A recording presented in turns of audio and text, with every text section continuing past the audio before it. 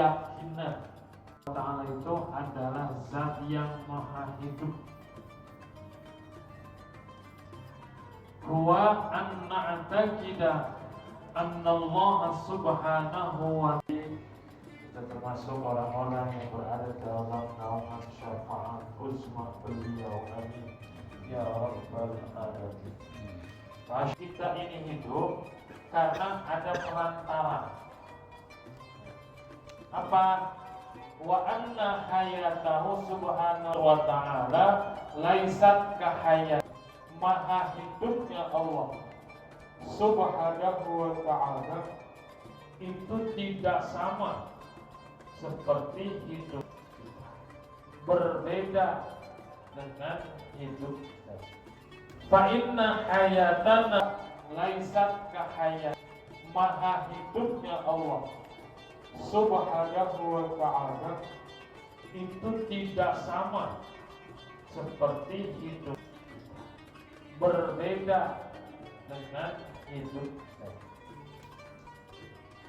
Fa inna hayatana biwasa'ita. Hidup kita ini itu ada perantara. Hidup kita ini ada perantara. Seseorang dikatakan hidup apabila ada ruh dan jasad. Kalau hanya jasad saja tanpa ruh, maka orang tersebut dikatakan mayit, orang mati. Dia bukan hidup. Ataupun ruh tanpa jasad juga tidak dikatakan hidup dalam konteks hidup di dunia. Nah, kita hidup sekarang bisa makan, bisa minum, bisa berjalan, bisa duduk, bisa sholat dan seterusnya karena adanya ruh dan jasad. Adanya ruh dan jasad. Kajaryani dami wan nafsi. Hidupnya kita itu adanya perantara seperti mengalirnya darah dan juga adanya nafas. Kalau darah mengalir kemudian masih ada nafas, maka kita dikatakan hidup. Kalau darah sudah tidak mengalir dalam tubuh kita, kemudian tidak ada lagi nafas dan tidak ada lagi detak jantung, maka seseorang dikatakan telah meninggal dunia. Kan bukan hanya seseorang, binatang pun. Walaupun secara hakikat nanti kita akan mengalami yang namanya hidup setelah kematian, maka Allah subhanahu wa ta'ala akan bangkitkan kita. Jadi nanti di hari kiamat yang hidup itu bukan hanya ruh, tapi juga jasad kita. Karena nanti di hari kiamat orang yang tadinya sudah mati, sudah meninggal dunia akan Allah bangkitkan pada hari kebangkitan. Makanya ada menurut penelitian dalam tubuh manusia, walaupun dia sudah ribuan tahun dikubur, jangankan dagingnya, tulangnya pun sudah hancur. Tetapi ada satu tulang yang tidak akan hancur, yaitu tulang ekor. Nah, dari sinilah kemudian nanti Allah subhanahu wa ta'ala akan mengembalikan fisik kita kembali, dan Allah subhanahu wa ta'ala akan akan kembali membangkitkan. Jadi dalam sebuah keterangan, seseorang akan diwafatkan sesuai dengan kebiasaan hidup. Kalau dia senang ngaji, itu bisa jadi dari ngaji dia yang kemarin tuh yang bilang dia orang yang ceramah tiba-tiba jatuh dan wafat karena ceramah haul. Atau banyak orang-orang yang dalam sebuah keterangan dia itu akan menggapai kematian atau wafat itu sesuai dengan kebiasaan dia wafat.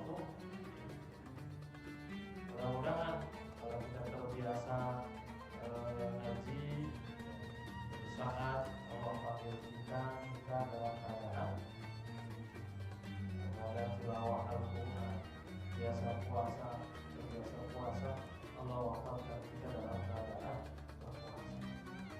Yang pasti bahwa kita kudu membiasakan kebaikan supaya ketika wafat nanti kita wafat dalam kebaikan, sedang mengerjakan kebaikan.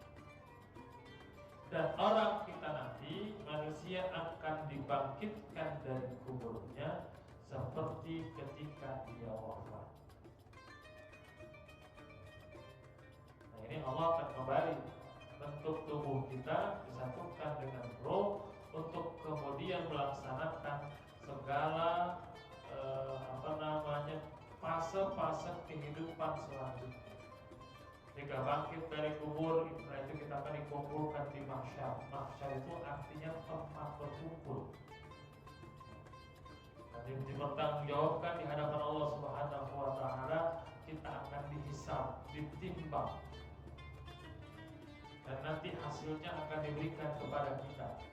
Apakah kita membawa hasil tersebut dengan tangan kanan atau kita membawa hasil tersebut dengan tangan kiri? Kalau tangan kanan berarti simbol ashabul yumna atau ashabul yamin, berarti simbol bahwa kita akan mendapatkan kebaikan. Tapi sebaliknya ketika dia memegang diberikan dengan tangan kirinya, maka itu juga simbol tentang keburukan. Dan itu termasuk ashabul yumna atau ashabul yamin, orang-orang golongan orang yang menerima hasil amal ibadahnya di dunia ini dengan tangan. Nanti kita akan melewati syura. Nanti kita akan ketemu dengan telaga Al-Kautsar, telaganya milik Rasulullah SAW. Barang siapa yang minum di telaga tersebut, maka seumur hidupnya tidak akan haus. Dan nanti kita akan merasakan bagaimana nikmatnya surga yang Allah Subhanahu wa taala. Makanya di hidupnya kita ini butuh yang menghidupkan, butuh perantara agar kita bisa hidup. Supaya perantara itu ada dalam tubuh kita dan kita bisa hidup, ketika ada gangguan maka kita pasti akan menuju kepada orang yang ahli, yaitu kepada dokter. Darah kenapa nih? Hipertensi, darah tinggi yang bisa menyebabkan stroke, maka akan ada diagnosa dari dokter bagaimana supaya darahnya tidak terlalu tinggi dan seterusnya. Wa hayatullahi subhanahu laisat biwasitati syai'in. Dan maha hidupnya Allah Subhanahu wa taala itu tidak perlu perantara. Jadi Allah itu maha hidup. Bahkan beliau yang maha menghidupkan. Allah maha menghidup, Allah maha menghidupkan. Dan Allah pula yang maha mematikan. Hayyun wa yumiitu, yuhyi wa yumiit. Allah menghidupkan, Allah mematikan, dan Allah maha hidup. Dan hidupnya Allah itu tidak seperti hidup kita. Tidak masuk akal kalau hidupnya Allah itu tergantung dari mengalirnya atau peredaran darah. Dan masuk akal karena Allah berbeda dengan makhluk. Allah gak ada darahnya. Dan tidak masuk akal kalau hidupnya Allah karena adanya nafas. Mengalirnya darah dan adanya nafas itu adalah makhluk. Tidak boleh menyamakan apa yang dilakukan oleh makhluk ke zat Allah Subhanahu wa ta'ala. Yakin Allah maha hidup. Wahya qadimatun baqiyatun la yalhaquha al-adamu wat taghayyur aslan. Hidupnya Allah Subhanahu wa taala itu Allah maha qadim.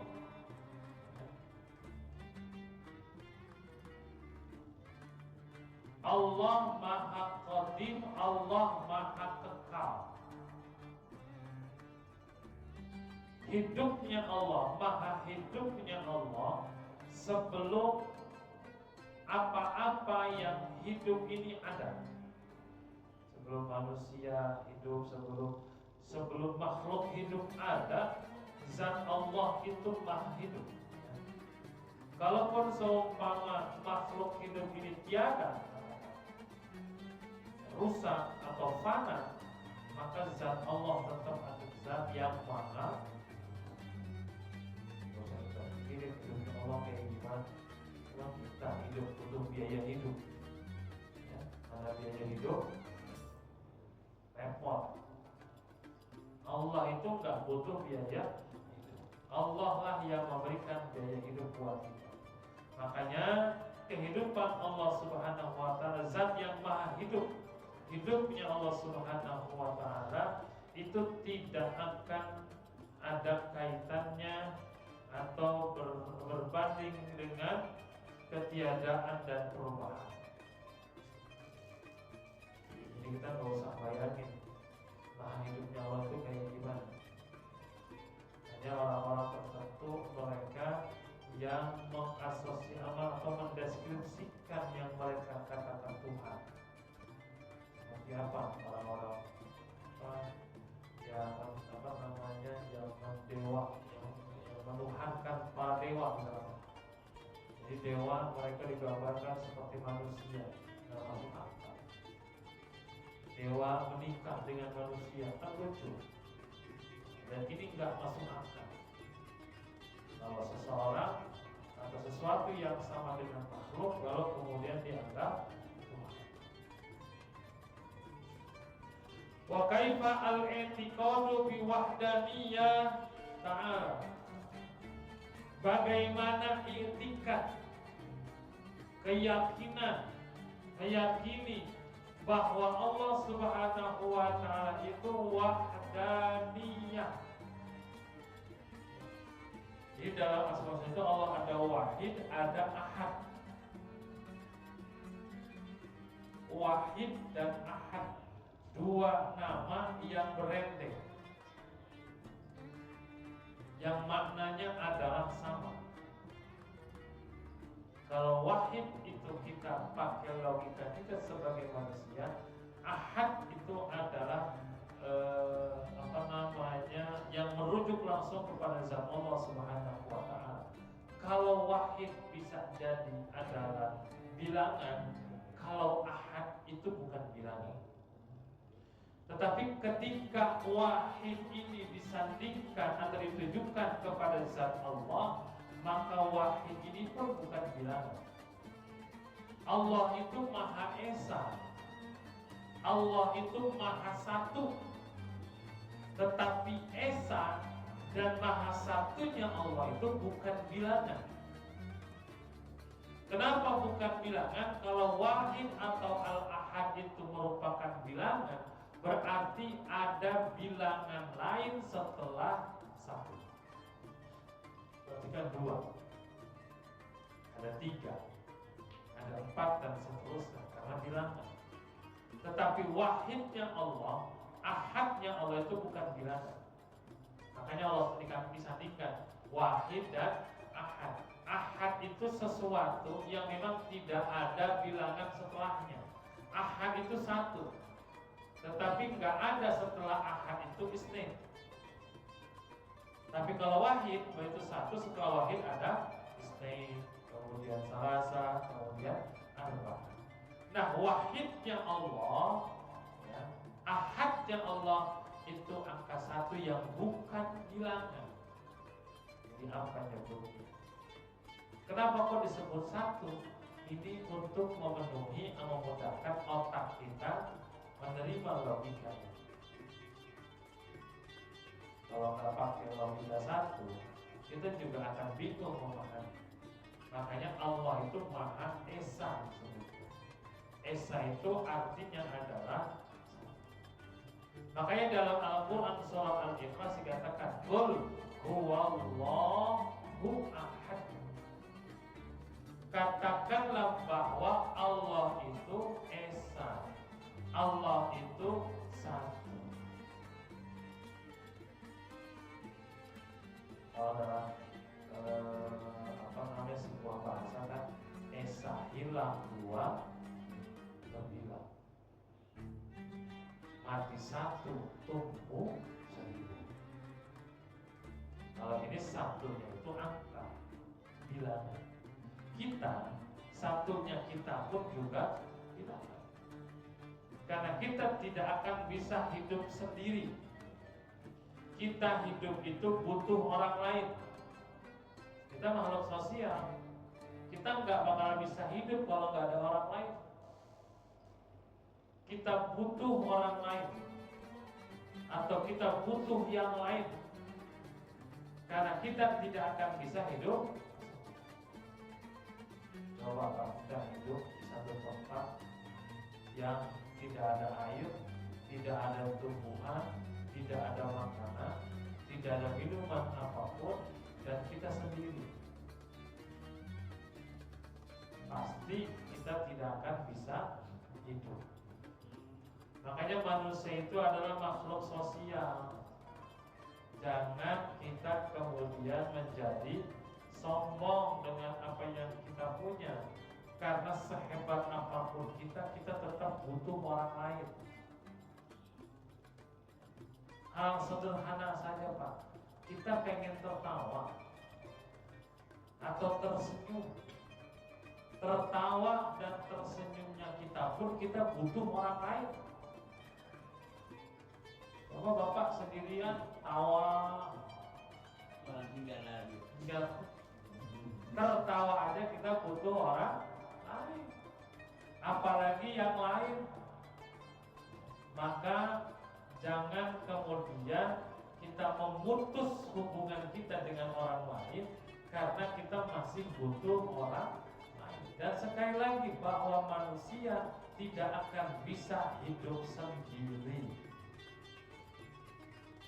Nah, kita makhluk, yang namanya makhluk butuh kepada makhluk yang lain. Dan semuanya saling membutuhkan.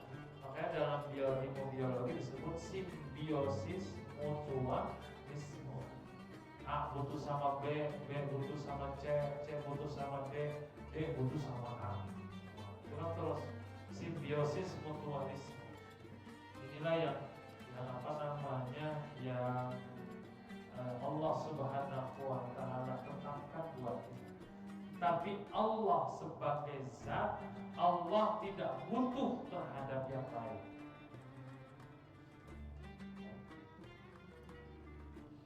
Esanya Allah tidak butuh terhadap bilangan yang lain.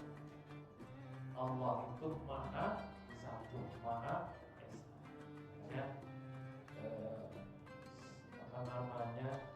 Dalam Pancasila, sila pertama itu adalah ketuhanan yang maha esa. Ini tauhid Islam sebenarnya Pak. Ini ilmu tauhid.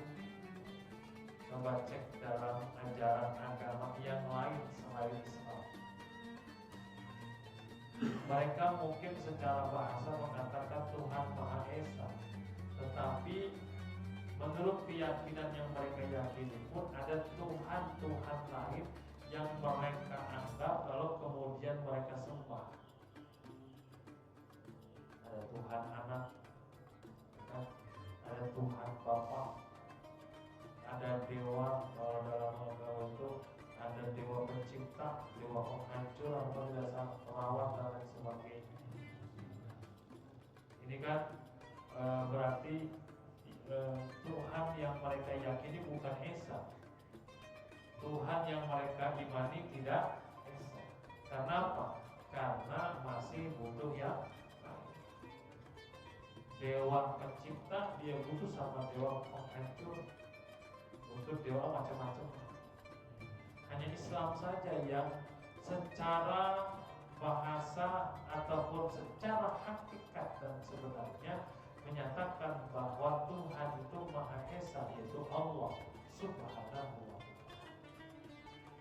Makanya falsafah Pancasila ataupun sila dari Pancasila itu semua merujuk kepada ajaran Islam.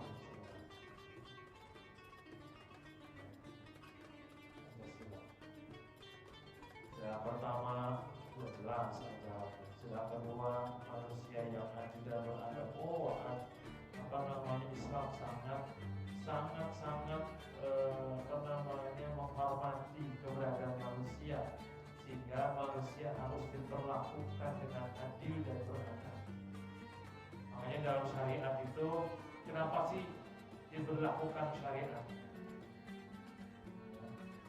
Syariat yang bersumber dari Al-Quran dan Sunnah.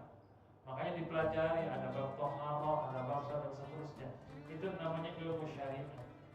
Ilmu syariat dilaksanakan dalam rangka memenuhi tujuan-tujuannya yang disebut dengan maqasidus syariah. Apa itu maqasidus syariah? Hifdzun nafas, menjaga jiwa. Kemudian hifdzud din, menjaga agama. Hifdzul akli, menjaga akal. Hifdzun nasl, menjaga keturunan. Hifdzul mal, menjaga harta. 5 maqasidus syariah inilah yang menjadi dasar atau tujuan diberlakukannya syariat. Jadi diberlakukannya hukum Islam itu tujuannya adalah menjaga 5 yang tadi. Kenapa ada nikah, hifdzun nasl? Supaya terjaga keturunan. Keturunannya jelas. Keturunan itu akan terjaga kalau keturunan itu nasabnya jelas. Ini anak siapa? Bapaknya siapa? Ibunya siapa? Kakeknya siapa? Dan seterusnya. Kenapa jelas? Karena terikat dengan pernikahan. Ketika terikat dengan nikah, dia punya buku nikah, kemudian dia membuat kartu keluarga, lalu kemudian dari pernikahan tidak lama kemudian lahir anak, maka anak ini tertulis secara jelas sesuai dengan orang tuanya. Itu disebut dengan hifdzun nasl, menjaga keturunan. Dan ketika terjadi warisan, kemudian hak dan lain sebagainya, itu sudah jelas. Dibandingkan ketika terjadi perzinahan, seorang berzina dengan banyak orang lalu hamil, kan nggak jelas ini anak bapaknya siapa. Makanya diterapkan oleh syariat supaya menjaga hifdzun nasl, keturunan dan lain sebagainya. Jadi syariat yang berlaku ini adalah dalam rangka maqasidus syariah, menjaga 5 hal. Jadi luar biasa. Kenapa sih berlaku hukum ini? Kenapa sih berlaku syariat itu? Muaranya di mana? Itu yang 5 tadi. Menjaga 5 tadi yang menjadi maqasidus syariah, tujuan-tujuan diterapkannya syariat. Kenapa ada yang namanya kisos misalkan? Kenapa ada namanya diyat misalkan? Hukum-hukum Islam yang lain, sekali lagi, semua bukan karena nafsu, semua bukan karena hal-hal yang sifatnya duniawi belaka, tetapi dalam rangka menjaga 5 tadi yang disebut dengan maqasidus syariah, tujuan-tujuan syariah. Dan kita belajar fikih, ngapain sih ada wudu, ngapain sih ada mandi, itu ada maqasidus syariah. Makanya akal itu sangat dihormati dalam Islam. Jiwa ataupun ruh, jiwa seseorang itu sangat dihormati dalam Islam. Keturunan, agama, harta juga sangat dihormati dalam Islam. Ini kemudian menjadi maqasidus syariah. Islami banget kemanusiaan yang adil. Yang ketiga, persatuan Indonesia. Oh, itu sangat jelas. Islam sangat mengajarkan dan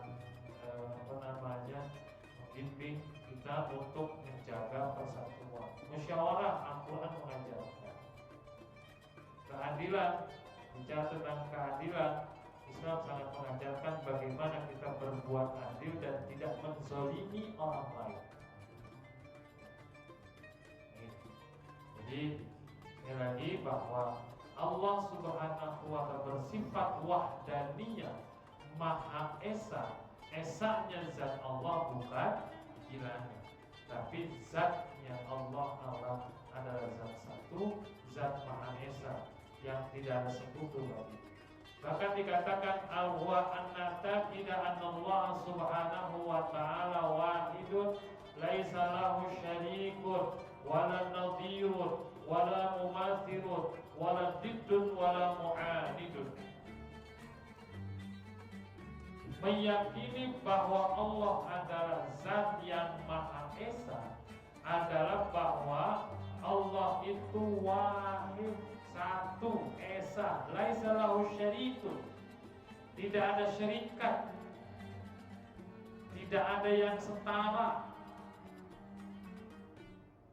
Allah mencipta, Allah mengurus, Allah menjaga, bahkan Allah menghancurkan adalah karena zatnya Allah yang maha satu.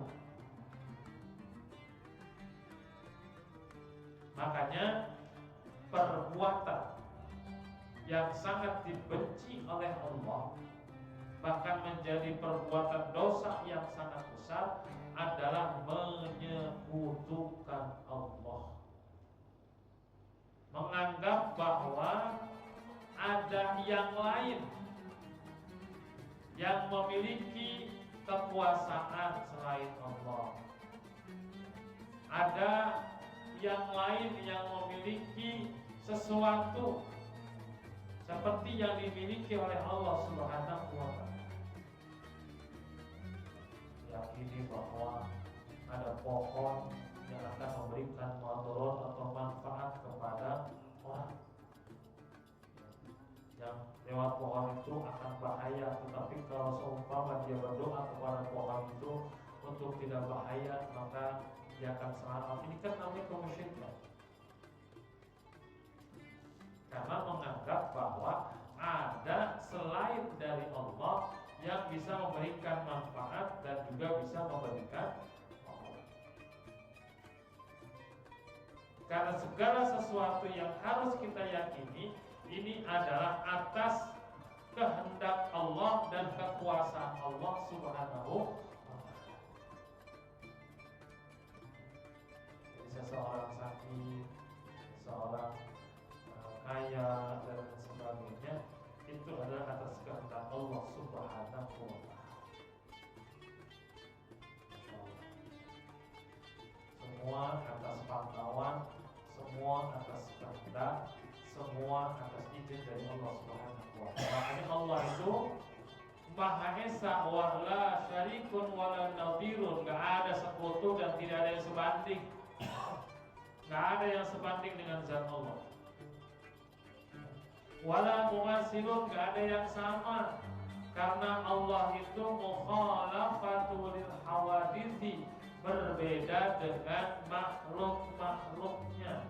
Jangan sekali-kali kita menggambarkan Allah itu punya mata, Allah itu punya muka, Allah itu punya tangan. Jangan, karena berbeda Allah dengan makhluk. Kalau kita menganggap bahwa Allah punya tangan, berarti kita menyamakan Allah dengan makhluknya. Walaupun dengan kata-kata tangannya Allah berbeda dengan tangan manusia, tapi orang-orang yang awam akan mengasosiasikan tangannya Allah itu seperti tangannya manusia. Dan Allah nggak punya tangan seperti itu. Maka orang-orang Ahlus Sunnah wal Jamaah dalam Al-Quran ada yadullahi fawqa aydihim.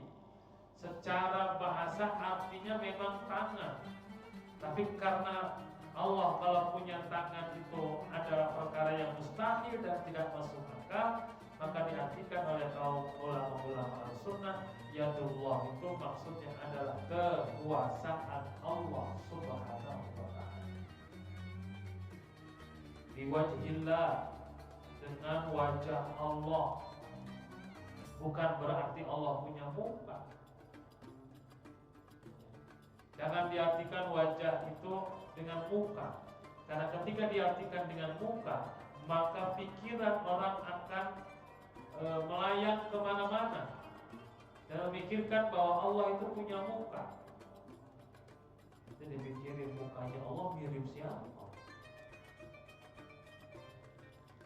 Dan ini mustahil. Maka wajah Allah dalam nas-nas Al-Quran ataupun Sunnah misalkan, itu tidak diartikan secara harfiah artinya wajah Allah, tapi ulama Ahlus Sunnah mengartikan biwajhillah itu berarti dengan keridhaan Allah. Inna Allah alal arsy istawa. Di arsy-Nya ini Allah Subhanahu wa taala itu bersemayam. Istiwa atau istawa di arsy ini bersemayam, bukan bersemayamnya Allah seperti semayamnya manusia, seperti raja di singgasananya, tidak. Tapi bermaksud di sini adalah menunjukkan bahwa Allah Subhanahu wa taala itu yang berkuasa atas arsy. Bukan berarti Allah tinggal duduk di sana. Makanya dalam pemahaman tauhid, ketika Nabi Muhammad Mi'raj di Sidratul Muntaha, itu bukan berarti Nabi Muhammad komunikasi langsung kepada Allah di Sidratul Muntaha, yang menggambarkan seolah-olah Allah itu ada di Sidratul Muntaha. Tidak. Allah itu tidak membutuhkan tempat dan tidak bertempat. Jadi bukan berarti Allah itu ada di Sidratul Muntaha. Sidratul Muntaha itu menunjukkan keagungan Nabi Muhammad sekaligus keagungan wahyu yang diterima oleh Nabi Muhammad. Cuman satu, Pak. Wahyu ataupun melaksanakan kewajiban yang Allah Subhanahu wa taala wahyukan di tempat yang paling hebat, di tempat tertinggi di dunia. Itu sholat. Makanya sholat ini menjadi ibadah istimewa. Dibandingkan ibadah lain. Kenapa? Karena diperintahkan di tempat yang istimewa. Sosok manusia yang istimewa, tempatnya pun juga tempat yang istimewa, yaitu Sidratul Muntaha. Seorang Jibril saja nggak sanggup, Pak. Ke Sidratul Muntaha itu nggak sanggup, nggak bakal bisa Jibril ke tempat itu. Karena tempat itu merupakan tempat yang sangat khusus, hanya baginda Nabi Muhammad SAW yang bisa masuk ke tempat itu. Jadi sekali lagi bahwa Rasulullah SAW itu bisa sampai Sidratul Muntaha bukan berarti Rasul ngobrol sama Allah, Allahnya ada di situ, tidak. Tapi Rasulullah mendapatkan wahyu ketika di tempat tersebut. Kenapa? Di situ Rasulullah SAW adalah sosok manusia yang paling mulia, sekaligus mendapatkan wahyu ataupun syariat, juga syariat yang paling mulia, itu melaksanakan ibadah sholat. Sekali lagi, Allah itu tidak bertempat. Ada sebuah keterangan bahwa di sepertiga malam terakhir Allah itu turun ke langit dunia. Turunnya Allah ke langit dunia jangan digambarkan bahwa Allah seperti burung, Pak, atau seperti makhluk. Dia terbang di atas langit dunia. Ini nggak masuk akal. Masa Allah terbang-terbangan di atas langit kayak makhluk? Maksudnya apa? Bahwa Allah turun ke langit dunia pada sepertiga malam terakhir adalah ampunan, ridho ataupun rahmatnya Allah Subhanahu wa taala akan mendekati kepada orang-orang yang beribadah di malam itu. Makanya dikatakan Allah turun ke langit. Ada lagi dalam keterangan yang lain, Allah itu lebih dekat daripada urat leher. Allah itu lebih dekat kepada kita, bahkan lebih dekat daripada urat leher. Ini kalau dimaknai secara harfiah bahaya, Pak. Karena bagi orang tertentu ini dianggap sebagai wahdatul wujud, satu kesatuan makhluk kepada Allah Subhanahu wa taala, yang dulu pernah diajarkan oleh Syekh Siti. Ini ajaran tasawuf tingkat tinggi sebenarnya. Wahdatul wujud. Apa namanya? Kebersamaan atau penyatuan diri dengan Tuhan. Kalau diajarkan kepada orang lain bisa menyesatkan. Maka itu sesi dijengat ini mendapatkan pertentangan ataupun juga perhatian dari para wali songo. Apakah benar ceritanya kemudian Syekh Siti Jenar dibunuh oleh wali songo? Nggak tahu. Itu kan cerita-cerita saja, kita nggak tahu. Maka dulu namanya ada Al-Hallaj yang mengatakan bahwa anak Allah, aku adalah Allah. Ajaran wahdatul wujud. Seseorang yang merasa wujudnya adalah sebagai wujud Tuhan. Mungkin dalam ajaran tasawuf tertentu ini mungkin bisa sampai ke sana, ma'rifat seseorang. Tetapi bagi orang awam bahaya kalau ini diajarkan tanpa pengetahuan tentang wahdatul wujud Allah Subhanahu. Nah, inilah yang termasuk dalam keyakinan kita bahwa Allah Subhanahu wa Ta'ala memiliki sifat-sifat tertentu yang melekat di zatnya Allah Subhanahu wa Ta'ala, dan harus kita yakini bahwa itu adalah yang melekat di zat Allah Subhanahu wa Ta'ala. Allah itu Maha Esa, Allah Maha Hidup. Maha hidupnya Allah tidak seperti hidupnya manusia, karena manusia hidup butuh perantara. Allah Maha Esa, Esanya Allah ini tidak berbilang. Angka Esa atau satunya Allah itu bukan berarti setelahnya ada angka 2, tapi Esa atau Ahad yang tidak ada angka lagi setelahnya. Mudah-mudahan ada manfaatnya. Hal-hal lain bisa kita diskusikan nanti kita lakukan. Manfaatnya Al-Fatihah. A'udzubillahi minasyaitonir rajim. Bismillahirrahmanirrahim. Alhamdulillahirabbil alamin arrahmanir rahim maliki yaumiddin. Iyyaka na'budu wa iyyaka nasta'in. Ihdinas shiratal mustaqim. Shiratal ladzina an'amta 'alaihim ghairil maghdubi 'alaihim waladdallin. Amin. Allahumma bihaqqil Fatihah wa sirril Fatihah wa barakatil Fatihah wa 'azamatil Fatihah. Ya farijal ham, ya kashifal gham, ya man yadihi yaghfir wa yarham, wa ya dafi'al bala ya Allah, wa ya dafi'al bala ya Rahman, wa ya dafi'al bala ya Rahman. Nawahu fiha subhanakallahumma wa tahiyyatuhu fiha salam, wa akhiru da'wahu alhamdulillahi rabbil alamin. Subhanakallahumma wa bihamdika asyhadu an la ilaha illa anta astaghfiruka wa atubu ilaik. Wallahu muwaffiq ila aqwamit thariq wa minkum. Wassalamu alaikum warahmatullahi wabarakatuh. Latihan atau wafat itu sesuai dengan kebiasaan dia waktu. Mudah-mudahan kalau kita terbiasa ngaji saat